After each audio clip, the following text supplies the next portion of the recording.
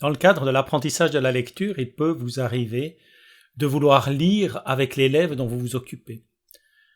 Dans ce cas-là, il pourrait être utile, si vous voulez utiliser colorisation, d'avoir une distinction entre la partie que vous voulez faire lire à votre élève et la partie qui vous est destinée. Eh bien, ce soir, nous allons voir comment colorisation peut être utilisée pour couvrir ce besoin-là. La fonction Duo a justement été créée pour permettre à deux lecteurs de lire le même texte avec des indications qui identifient clairement qui doit lire quoi. Alors, je vous fais d'abord une démonstration en sélectionnant le texte, puis en appliquant la fonction Duo comme elle existe par défaut. Et vous voyez que certains mots sont colorés en bleu, d'autres en rouge. Ce qui se fait ici, c'est que l'idée est que chaque lecteur lit un mot sur deux. Donc supposons que le bleu soit attribué à l'élève et le rouge au professeur. Eh bien, l'élève va lire les mots en bleu et la fonction qui est appliquée dans chacun des mots, c'est la séparation en syllabes. Donc, nous avons les, puis curieux, les deux syllabes du mot curieux qui sont marquées dans des rouges différents, puis les 4 syllabes du mot événement qui sont marquées dans des bleus différents, et ainsi de suite. Donc on voit que l'idée, c'est d'identifier d'abord quelle partie lit un lecteur, quelle partie lit l'autre lecteur. Typiquement, un mot chacun. Ou alors on pourra dire 2 mots chacun. Ou alors on pourra peut-être dire une ligne sur 2. C'est la première dimension. Où est-ce qu'on sépare entre le premier et le deuxième lecteur? L'autre dimension, c'est comment est-ce qu'on marque les mots. Quels sont les aspects qu'on veut marquer?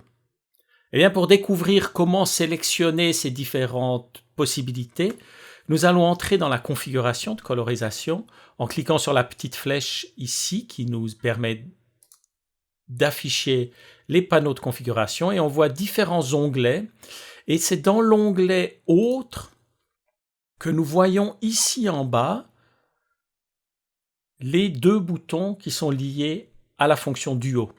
Alors le premier bouton, comme tous les autres boutons qui représentent une des fonctions, permet d'appliquer cette fonction, donc c'est l'équivalent de ce bouton que nous avons pressé tout à l'heure dans le petit panneau dédié à colorisation sur le ruban. L'autre bouton, et c'est celui qui va nous intéresser maintenant, l'autre bouton permet de configurer cette fonction. Alors elle est suffisamment compliquée pour que elle ait sa propre fenêtre de configuration. Donc quand on clique sur le bouton configurer Duo, vous avez vu, c'est ce que j'ai fait tout à l'heure, eh bien, il nous vient cette fenêtre dans laquelle on peut configurer ce qu'on aura à faire ou configurer ce qu'on veut faire.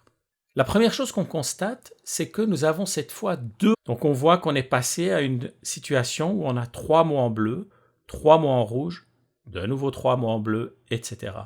Si je reviens à 2, vous voyez que ici en bas, le texte a changé, on est à 2 et 2. Alors ça nous permet de visualiser ce que ça donnera. Supposons qu'on ne veut pas marquer les muettes, on va enlever le marquage des muettes et on voit que les muettes ne sont plus marquées en gris.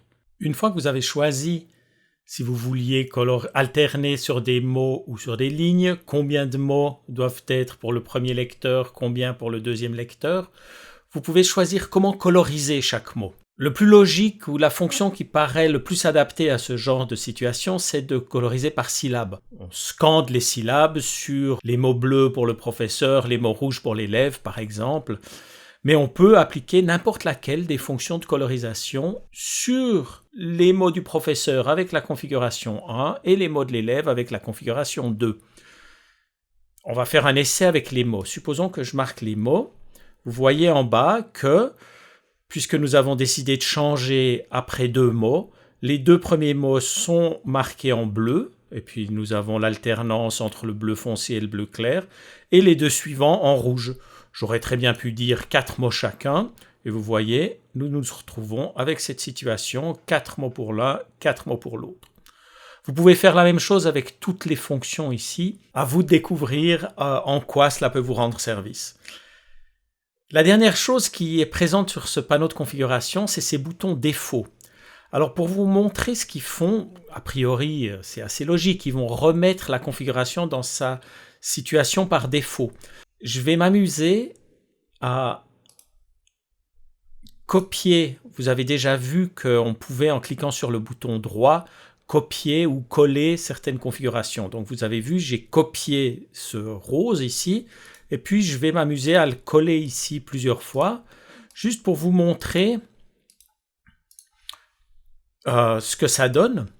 Si maintenant je reviens à ma situation où je dis je veux coloriser 4 mots de suite, eh bien vous voyez que, comme on pouvait s'y attendre, le premier est en rouge foncé, les 3 suivants sont en rose.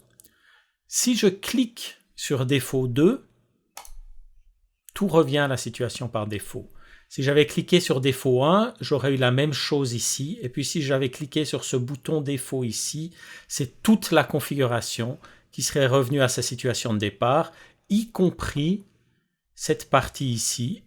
On fait une démonstration, je clique dessus et vous voyez qu'on se retrouve avec la configuration de syllabes sur un seul mot en alternance. Et bien voilà, vous connaissez tous les secrets de la fonction duo qui est probablement la plus complexe de colorisation, en espérant qu'elle pourra vous rendre service un jour ou l'autre. Je vous remercie beaucoup pour votre attention et je vous souhaite une bonne journée. Au revoir.